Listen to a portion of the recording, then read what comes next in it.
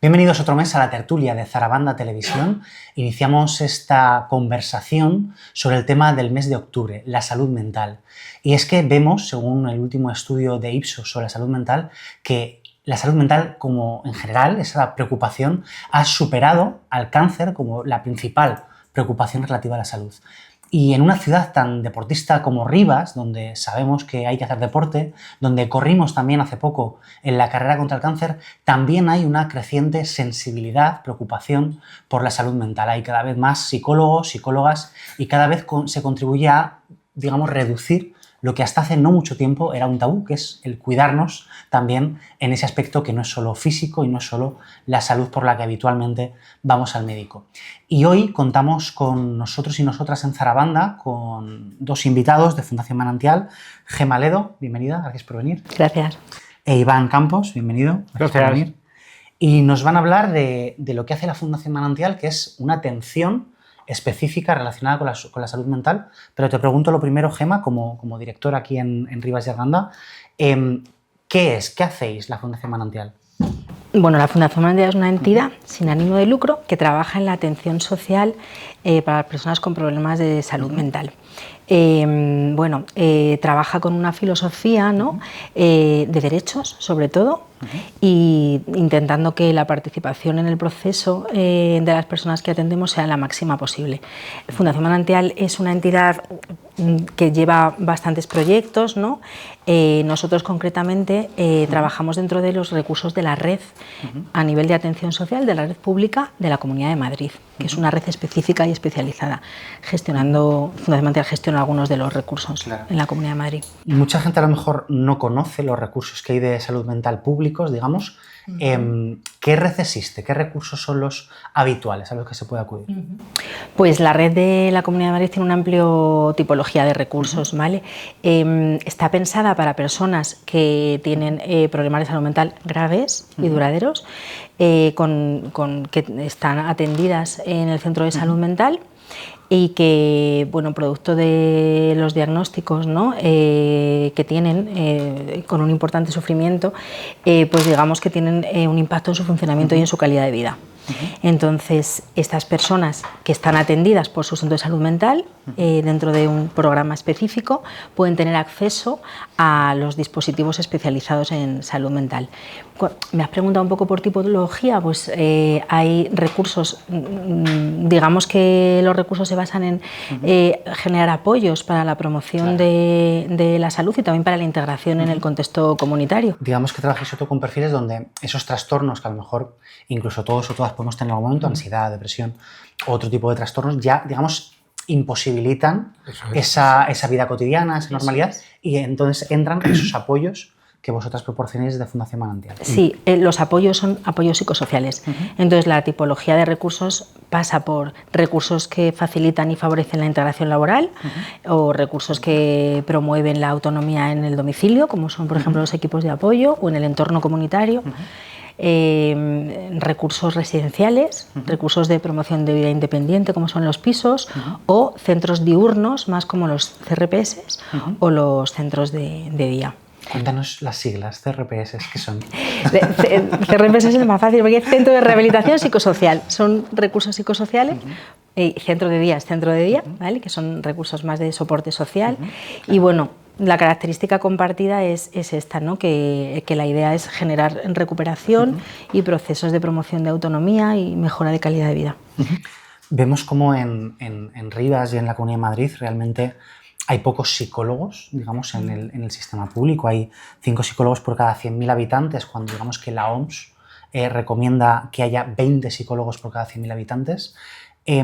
Cuando alguien acude a un hospital y realmente esas situaciones ya son más complicadas y digamos que sí que os los derivan o contactan con vosotros, ¿qué recursos concretamente en Rivas y Arganda manejáis o tenéis a disposición de ese tipo de situaciones? Claro, no nos derivan directamente de los hospitales. Te contamos un poquito, ¿vale? Como para ubicar. La red de la Comunidad de Madrid se distribuye un poco por áreas. Entonces, en cada área o en cada municipio hay una dotación de recursos, ¿vale? De diferente tipología. Entonces, ¿qué nos deriva? Los centros de salud mental ambulatorios, que están integrados en los centros de atención. Los centros de salud, y es donde en la atención primaria también se incluye esa parte. Eso es. Entonces, normalmente la gente que nos llega es gente que no nos llega en los primeros momentos, ni nos llega en una situación aguda, sino que llevan tiempo en tratamiento, probablemente pues por la gravedad o el momento, ¿no? La persona pues tiene una dificultad como afecta en su calidad de vida, ¿no? Y se piensa que los recursos psicosociales en este caso pueden complementar un poco el tratamiento que llevan también a nivel ambulatorio, ¿no? Con un enfoque mucho más social y comunitario, ¿no? O sea que nosotros los recursos de alguna manera psicosociales aportamos la parte psicosocial. No hay atención médica. Voy a preguntar por eso a Iván, como educador social de estos servicios, ¿cómo es esa intervención, ¿no? Cuando hablamos de que es social y comunitario, ¿cómo se trabaja con estos Pues en equipo de apoyo, por ejemplo, y en el resto, es una intervención individualizada que parte de una evaluación que se realiza una vez que se acoja a la persona, que es como en el protocolo se le llama, es cuando se conoce a la persona, se le preguntan qué necesidades tienen, qué cree que le podemos ayudar. A partir de ahí es un tiempo como que dedicamos a que nos conozca y a conocer a la persona, y a partir de ahí se determinan unos objetivos con los que se va a trabajar, que luego se van a revisar cada 6 meses, y a partir de ahí en el equipo de apoyo, por ejemplo, pues depende del caso, puede haber casos de más intentar trabajar el salir más del domicilio, hay otros que es pues trabajar más la integración en el entorno, utilización de medios de transporte, acompañamientos a realizar trámites burocráticos. Bueno, eso ya va a depender del caso individual. En los centros de día, los CRPS, que también en Ribas y Arganda se cuenta, pues el trabajo tiene una parte individual también, tiene sus citas con los diferentes profesionales, que ahora te comentamos también los profesionales que habría en cada dispositivo. Lo que pasa es que hay también una parte muy importante de trabajo en grupos, que sería un poco la diferencia. Luego los profesionales que te comentaba, en equipo de apoyo, por ejemplo... ¿Qué tipo de profesionales, digamos, estáis dentro de los equipos? En los equipos de apoyo, por ejemplo, hay una psicóloga, hay una trabajadora social y luego habría 2 educadoras o 2 educadores sociales. En los centros de día serían una psicóloga, terapeuta, trabajadora social... No, perdón, trabajadora social no, ahí me he ido yo. Y 2 educadoras, ¿vale? Que serían los recursos que hay aquí. Y luego los CRPS, el de Arganda es particular porque tiene más plazas que otros, entonces ahí sí que hay, son los mismos perfiles, pero con mayor proporción, porque es un CRPS de mayor proporción. Entonces, ¿y qué tipo de casos, digamos, que son los más habituales que os podéis encontrar? Pues son personas entre más o menos 30 y 50 años, aunque está entrando gente joven también, pero bueno, más o menos entre 30 y 50 años. Y pues es que un caso común tampoco... Yo creo que depende mucho del recurso, del contexto también, ¿no? Del centro de salud mental incluso, ¿no? Pero bueno, es lo que ha dicho un poco Iván. O sea, el perfil es desde los 18 hasta los 65, ¿no? Abarca toda esa... Y un ejemplo, por ejemplo, un trastorno que os encontréis habitualmente. O sea, está pensado para diagnósticos más no sé, más de esquizofrenia, depresiones graves, trastorno bipolar, trastorno de personalidad límite, ese tipo de diagnósticos llegan más, ¿no?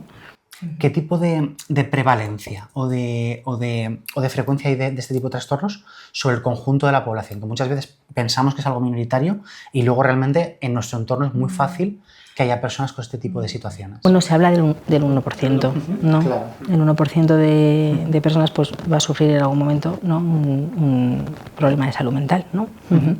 Se habla muy a menudo, sobre todo con los estereotipos muchas veces negativos que tenemos heredados del cine, de las series, que muchas veces incluso extreman, ¿no? O usan los casos más extremos que no necesariamente son representativos. ¿Cómo vive, por ejemplo, habitualmente, incluso con esos apoyos que comentábamos, una persona bipolar o una persona esquizofrénica, por ejemplo? Perdón, o sea, con un trastorno de esquizofrenia. ¿Que cómo lo viven? Pues, o sea, yo creo que la mayor barrera que yo creo que tenemos, o el gran reto, ¿no? también es un poco, de alguna manera, normalizar, ¿no? Porque el estigma está muy presente también en las creencias que se tienen. O sea, quiero decir, a nosotros nos gusta no diferenciar demasiado, ¿no? Persona con o persona sin, sino que entendemos que el sufrimiento psíquico pues es algo que nos atraviesa de alguna manera a todos, ¿no? Y que nos puede ocurrir en cualquier momento, ¿no? Y que, bueno, el enfoque social precisamente prima las condiciones sociales, ¿no? A la hora de pensar en comprender emocionalmente el sufrimiento de la gente, ¿no? Entonces creo que, bueno, pienso que, bueno, creencias de índole que no tienen derechos o que realmente todo el sufrimiento invalida la capacidad de la persona para tomar decisiones, ¿no? Hay mucha confusión también con discapacidad intelectual, enfermedad mental. Claro. Pues hasta dónde se... Pues eso, el infantilizar muchas veces, no permitir tomar decisiones. Hablaba antes, Gemma, justo de la participación. ¿Cómo involucráis a las personas en esos procesos? Bueno, de hecho, en la primera parte de los objetivos, la persona se le ofrece firmar los objetivos y es una cosa que se acuerda. Es una cosa que se acuerda partiendo de la base de que cuando uno hace algo en lo que uno cree, está más motivado y además uno mejor que nadie conoce sus necesidades. O sea, que los involucráis no solo en el proceso, sino en decidir en qué va a consistir ese proceso. ¿Cuál es la ayuda que mejor que, ¿no? Cada uno sabe realmente bueno, qué objetivos, ¿no? quiere mejorar en su vida o bueno, las personas que vienen suelen saber las dificultades que tienen y lo que les cuesta hacer. Por ejemplo, me cuesta coger medios de transporte, me cuesta salir. Las personas tienen claro cada uno lo que le cuesta y dónde tienen las dificultades. Y luego lo que te decía Gemma antes, las dificultades las marca mucho también el contexto. Porque en muchos casos pues hay otras problemáticas, pero como problemáticas de cualquier otra persona.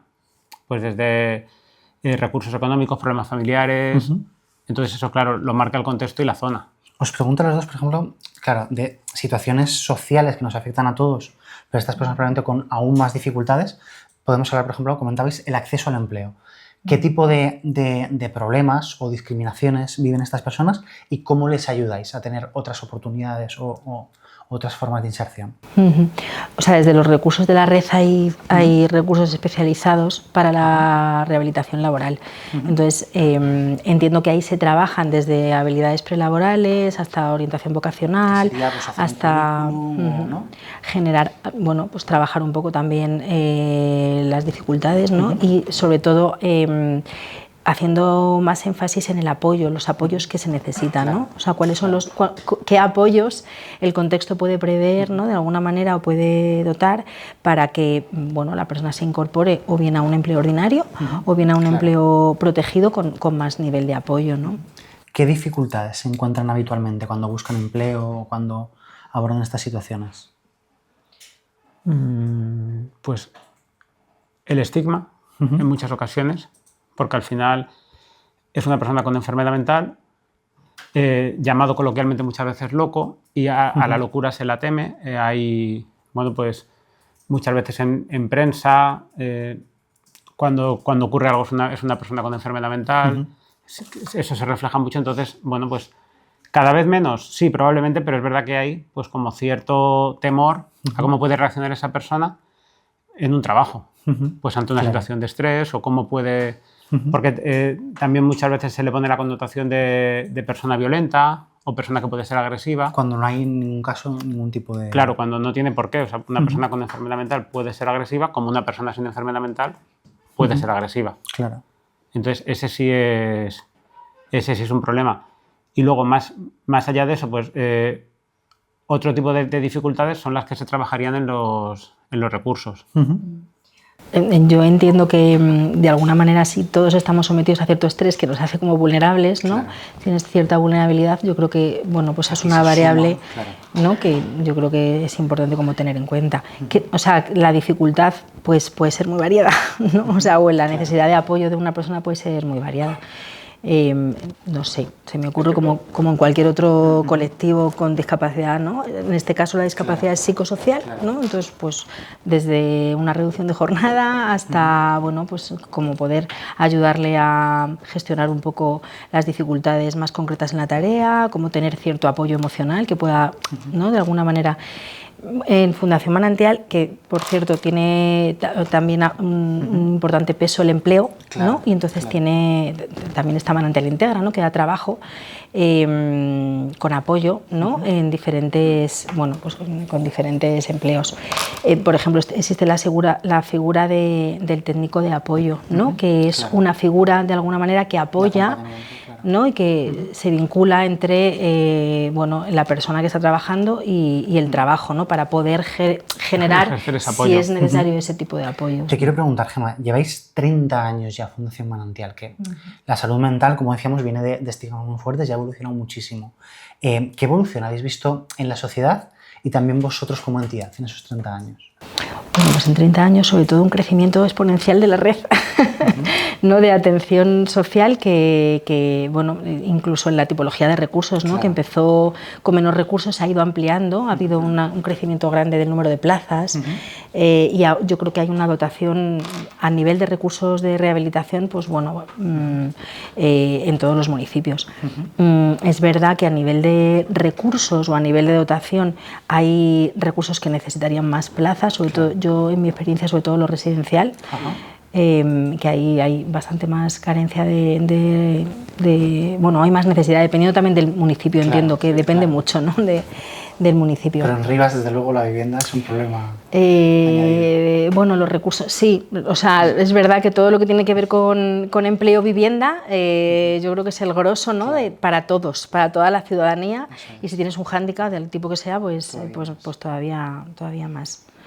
Y bueno, yo supongo que 30 años también dan como para que la gente, yo creo que esté un poco más concienciada, sobre todo, yo siento sobre todo con los problemas de salud mental más cotidianos, ¿no? Con la ansiedad, con la depresión, con el, o sea, yo me acuerdo cuando estudié, en su día era casi tabú, ¿no? Y la psicóloga, ¿no?, todo lo emocional estaba más, no sé, como... Es más fácil hablar de ello. Sí. Es verdad que antes, pues eso, lo de hablar con él y que te digan, no, hacemos algo mañana, no es que tengo psicólogo.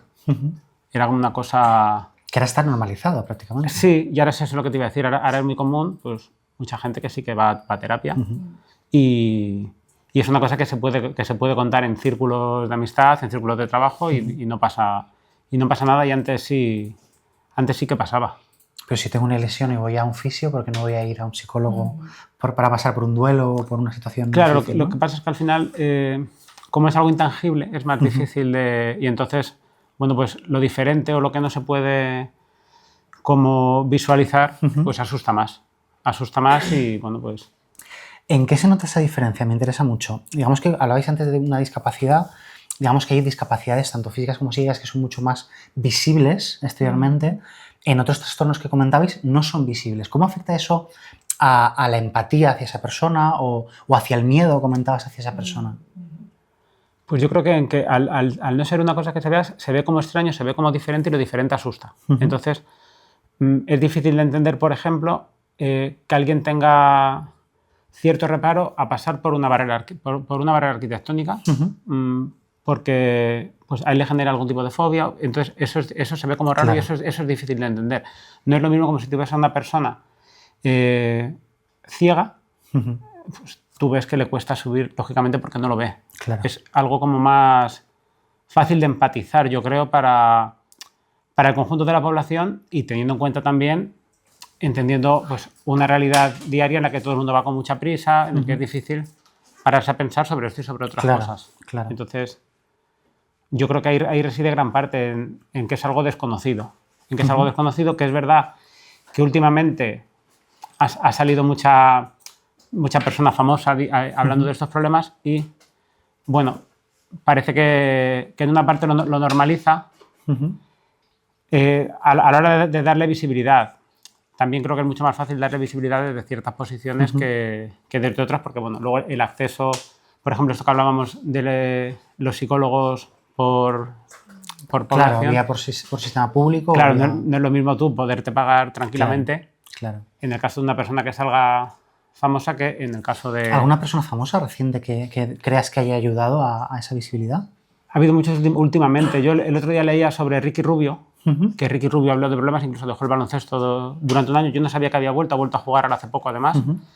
Entonces, él sí que fue una persona pues, que dijo que estaba en unos niveles de ansiedad, de estrés, que necesitaba parar. Claro. Lo que pasa es que es verdad que las facilidades que pueda tener Ricky Rubio para acceder a lo que es diferente, claro. Pero bueno, es verdad que sí que ayuda, sobre todo ayuda a normalizar el hablar de ello, que es importante, el poder, pues que se vea que no es nada raro, que le puede pasar a cualquiera, hasta estando en la cima. Claro, total. Y pues si te puede pasar estando en la cima, pues estando a un nivel terrenal, digamos, pues... Normalmente, en entornos más competitivos, muchas veces, trastornos como la ansiedad, obviamente, serán más comunes también. Sí, aunque bueno, yo al final yo parto de la idea también de que vivimos en un ciclo de producir, en el que pues es verdad que hay veces que si no das la talla o te apartas o porque la rueda sigue. Claro. La rueda sigue y entonces pues hay veces que es difícil seguir, entonces pues estas circunstancias que hablaba Gemma antes que le pueden pasar a cualquiera, pues en este producir, pues te puedes ver en un momento dado con una serie de problemas que pueden ir desde problemas de salud propios de un familiar, que se te junte con algún problema de empleo y entonces, claro, eso se puede hacer... Claro. Pues se puede hacer un momento complicado y ahí ya va, pues, en eso que hablábamos de la vulnerabilidad al estrés y cómo... ¿Habéis visto, por ejemplo, Gemma, en pandemia, que fue un momento muy vulnerable para todos a nivel de salud mental, bien un aumento de casos o bien un agravamiento de algunas situaciones? Bueno, pues,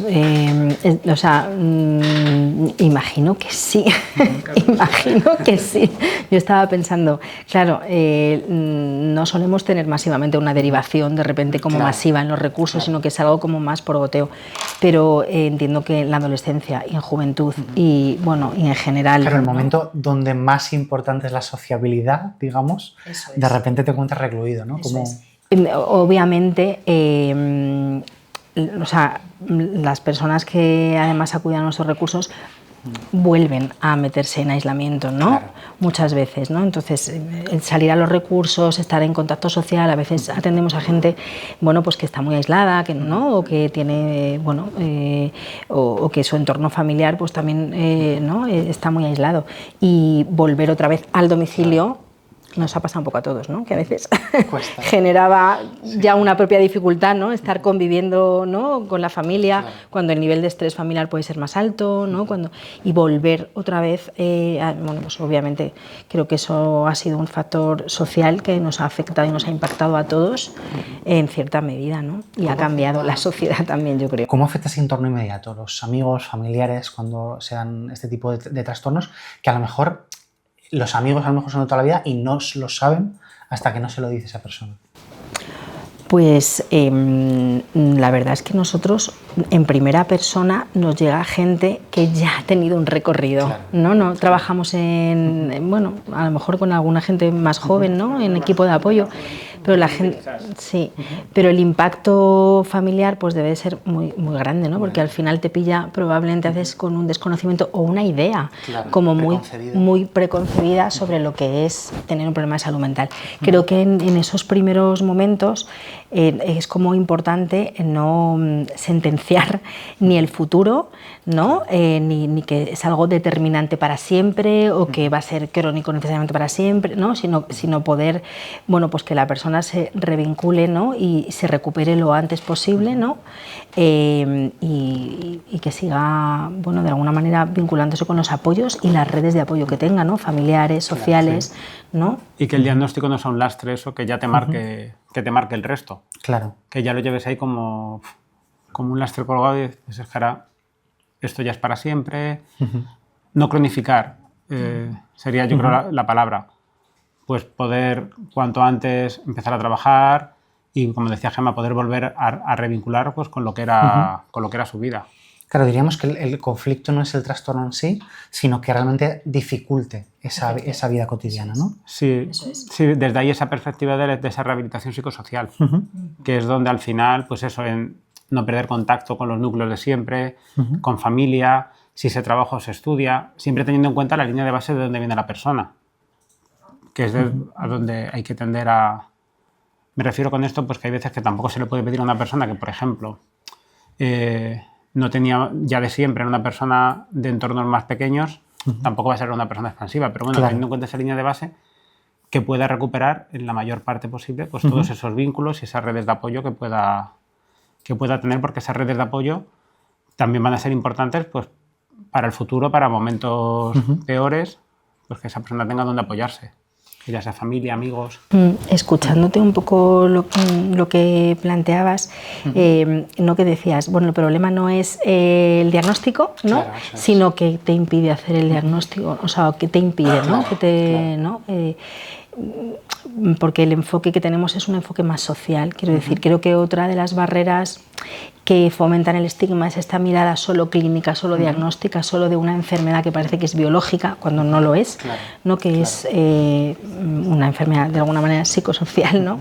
O sea, un sufrimiento derivado de una problemática, ¿no? De vida, de unas condiciones sociales que afectan y que de alguna manera rompen o quiebran de alguna manera la estructura psíquica en un momento determinado, ¿no? Tenemos, por ejemplo, a nivel de población más en general, incluso un problema de sobremedicalización, es decir, que la única respuesta muchas veces sea el medicamento, en vez de esa atención con una mirada un poquito más social. Yo pienso que sí, yo pienso que es yo creo que es algo generalizado, ¿no? En todo, no solamente en los problemas de salud mental, sino en el insomnio, o sea, yo siento que en una sociedad que va muy deprisa, como antes comentaba Iván, que prima la solución rápida y que no profundiza de alguna manera, ¿no? en las variables más humanas, ¿no? Y los condicionantes más sociales.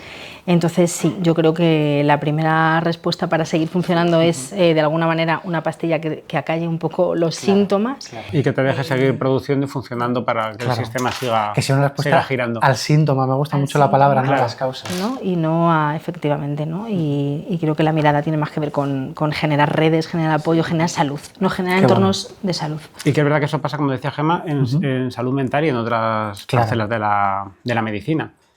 Porque es verdad que mucha gente también con problemas físicos de traumatología, pues es verdad que directamente pues, son calmantes, son antiinflamatorios, para que tú puedas seguir funcionando y produciendo, pues cada uno en la posición que tenemos asignada, pero para que todo pueda seguir funcionando. Y claro, ya parece que si no funcionas, no sirves para el sistema, ya no eres productivo, no eres válido, y entonces pues te quedas ahí aparte. Y entonces, bueno, pues en ese aparte, pues esta parte significa aislamiento y con todo lo que ello conlleva. Pues dificultades para salir, dificultades para relacionarse, para utilizar recursos comunitarios, pues para todo eso. En esa rueda hay trastornos que hayan aumentado. Por ejemplo, se habla mucho de que, por ejemplo, los trastornos vinculados a la alimentación, al autoconcepto, con todo lo que ha tenido que ver con redes sociales, con una percepción distorsionada muchas veces vía filtros, que ha contribuido sobre todo en gente joven y se da más en mujeres, pero cada vez se da más también, lamentablemente, en hombres. ¿Empieza a verse más ese tipo de casos? A nosotros no nos llegan, porque no es el perfil de atención. Efectivamente, hay recursos especializados, yo creo, para trastornos de alimentación que no nos llegan. Sin embargo, yo creo que el foco sigue siendo el mismo, es decir, el condicionante social, ¿no? Determina mucho. Entonces, bueno, efectivamente, o sea, hay una sobreexigencia también a la mujer, a la imagen, que ahora es verdad que cada vez también más, ¿no? Se da en los hombres, y esto condiciona la manera en la que enfermamos al final, ¿no? Porque condiciona pues el estrés al que estás sometido, ¿no? El papel que tienes en la sociedad, ¿no? El nivel de exigencia con el que tienes que afrontar tu día a día, ¿no? Y todos esos condicionantes, pues claro que disparan en determinados trastornos, ¿no? O determinadas maneras de sufrir. Quiero preguntaros, hablábamos de que hay como muchos recursos, muchas situaciones distintas de gravedad, de tipología. Si hubiera un abanico, digamos, ¿cómo orientaríais a la gente de si te pasa esto, ves por aquí, o acude a un psicólogo, o acude a tu centro de salud? En esa primera derivación, ¿cómo conduciríais a la gente que nos pueda estar escuchando? Yo creo que los centros de atención primaria, a través del médico de cabecera, es como la primera puerta a nivel público, ¿no? Y a partir de ahí yo creo que ya como que se van dando los filtros. Claro. Del médico de atención primaria te puede derivar al psiquiatra o te puede derivar al psicólogo, ¿no? Y de ahí, en función un poco de lo que vaya ocurriendo, pues te pueden derivar al programa de continuidad de cuidados para que puedas tener acceso a estos recursos psicosociales si realmente los necesitas como complemento, ¿no? a esta otra atención. Siendo cierto también que es verdad que, pues como decías, hay pocos psicólogos en los recursos públicos y pues la espera... Y cada vez más hay también claro, privados. Y la periodicidad de las citas, pues Sí. es difícil para poder hacer un trabajo continuo y poder trabajar sobre las dificultades. Claro. Y una última pregunta, tenéis en el lema de vuestra página web de Fundación Manantial esa frase de tendiendo puentes, derribando muros. ¿Cuáles son las siguientes acciones como sociedad incluso que tenemos que hacer para seguir tendiendo esos puentes y derribando esos muros en el terreno de la salud mental? Bueno, pues no sé, a mí se me ocurre que derribar el muro del estigma es un gran muro, ¿no? Concienciar en el sentido de generar una sociedad más sana y más saludable, ¿no? Generar espacios comunitarios, redes de apoyo y, bueno, vivienda y recursos económicos, ¿no? Que también son condicionantes sociales que, bueno, pues son promotores de salud. Iván. Yo diría sobre todo facilitar el crear redes, el que la gente haga barrio, porque eso al final en el día a día pues apoya ante las dificultades. Pues en el caso de tener cargas familiares te puedes echar una mano unos a otros. Y yo creo que eso facilitaría mucho también que el estigma viniera abajo, porque la gente vería que al final es una persona como otra cualquiera, que puede funcionar pues con una serie de dificultades quizás en un momento dado, pero como las puede tener otra persona por otra cosa. Entonces, creo que normalizaría bastante el día a día. Pues muchas gracias, Iván, muchas gracias, Gemma, por ayudarnos también a contar un recurso que no siempre es muy conocido, pero que está a disposición de esa gente que lo necesita para poder volver a hacer esas vidas con normalidad. Nos despedimos por hoy en la tertulia de Zarabanda Televisión.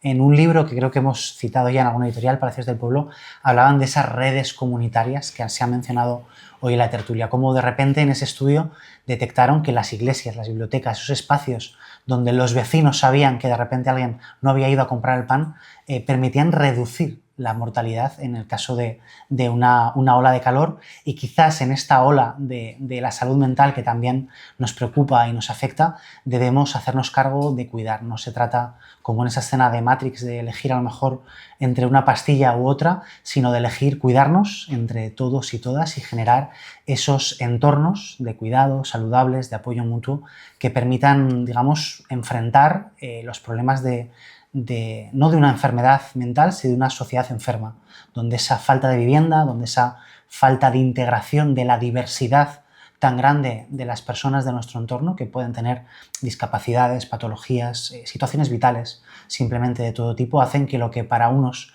pueda ser una manía, para otros puede evolucionar y ser casi incapacitante si no hay un entorno que le acompañe y le proteja. Hoy hemos tenido aquí a Fundación Manantial, que acompaña y protege a esas personas, y os invitamos a que sigáis informándoos, a que sigáis cuidándoos a vosotras y a vuestro entorno. Nos despedimos. Muchas gracias.